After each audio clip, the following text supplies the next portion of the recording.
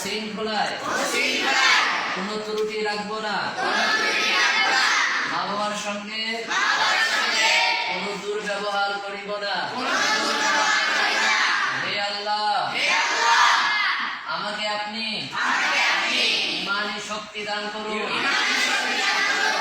হে আল্লাহ, আপনি আমাকে ইমানি শক্তি দান করুন।